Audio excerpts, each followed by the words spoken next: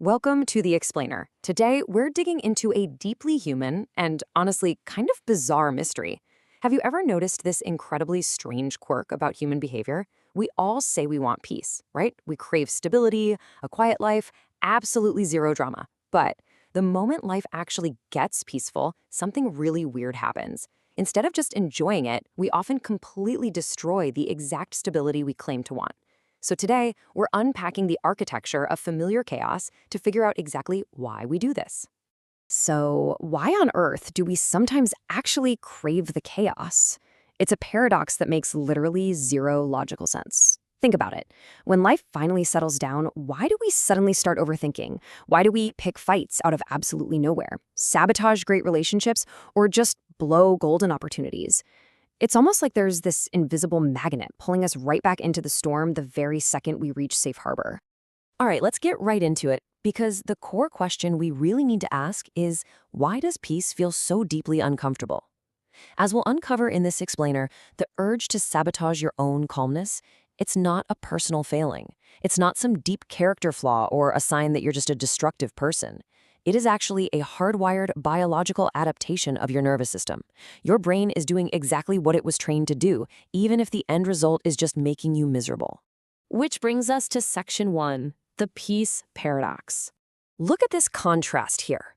If you stop literally anyone on the street and ask what they want out of life, they're going to list exactly these things: peace, calm, stability, no drama.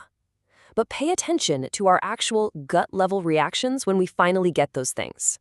Instead of this big sigh of relief, we feel a creeping restlessness, a really deep discomfort, just a profound sense of boredom that eventually leads right into self-sabotage. We end up ruining the peace simply because the peace doesn't feel right. To understand why, we need to look under the hood in section 2, the biology of chaos. And it really all boils down to this one crucial concept: familiarity. We tend to assume that the human brain naturally prefers what is good, healthy, and safe for us. But actually, that's totally false. Our brains are hardwired to prefer what is known. The brain craves predictability. It seeks out what it recognizes, and it finds this twisted sense of safety in the familiar, even if that familiar thing is incredibly unhealthy or destructive. Think about how this plays out over a person's developmental journey.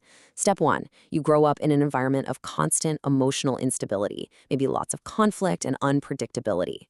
Step 2, your nervous system literally has to adapt just to survive, so it starts expecting those adrenaline spikes and emotional crashes. By the time you hit step 3, your brain has officially learned a really dangerous lesson. It's decided that chaos is quote-unquote normal. Chaos becomes home. I love this quote because it hits the nail right on the head. Many people don't fear pain because pain feels good. They fear peace because peace feels unknown. Fast forward to when that person actually achieves a healthy routine in adulthood, a good job, a stable partner, a quiet house, and suddenly it feels entirely wrong. It feels unsafe simply because their body doesn't recognize it at all. They aren't running away from the good life, they're running away from the terrifying feeling of the unknown. But it's not just about our pasts. Let's look at section 3, the modern chaos machine. Because let's be real, look at our daily diet nowadays. Breaking news, constant online arguments, manufactured controversy, shocking content that's literally just designed to trigger fear and tension. Modern algorithms are specifically built to reward emotional intensity because chaos is what captures our attention. Peace rarely goes viral, but drama absolutely does. We are feeding ourselves this overwhelming, non-stop stream of threats that conditions our ancient survival wiring to view silence as a lack of stimulation. The chaos becomes stimulating, and eventually that stimulation just becomes a full-blown addiction. Which naturally leads us into section 4, the mirror of silence. Just picture this for a second. Imagine sitting completely alone in a room. No phone, no music playing, no podcast in the background, just absolute total silence.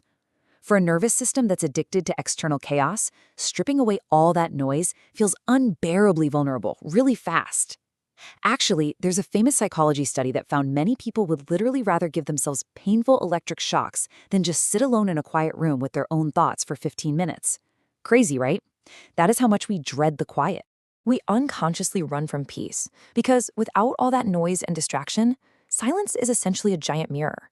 Everything you've kept hidden starts bubbling right back up.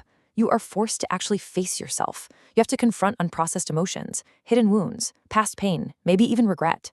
Some people have built their entire identity around survival, around constantly fixing things, fighting, and escaping. When the peace finally arrives, that survival mode ends, and they just feel entirely lost. We don't avoid peace because it hurts. We avoid peace because it is incredibly revealing. And this internal struggle inevitably bleeds into our relationships. In Section 5, confusing chaos with love. When you look at toxic chemistry versus healthy love side by side, it makes total sense why someone addicted to emotional intensity really struggles. Toxic chemistry is packed with intensity, uncertainty, and massive emotional highs and lows. It's a total roller coaster. Healthy love, on the other hand, it moves a lot slower. It feels safer, calmer, and remarkably stable.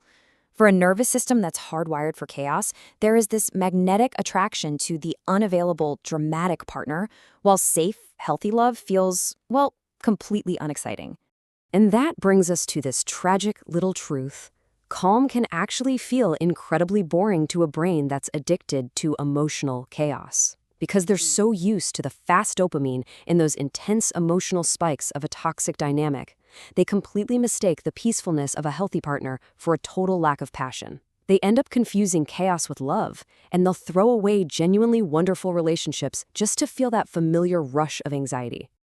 So how do we actually fix this? Let's dive into Section 6, learning to choose peace. Intellectually, we all know the peaceful life is the better choice, right? Being grounded, present, and fulfilled beats out constant spikes and instability any day.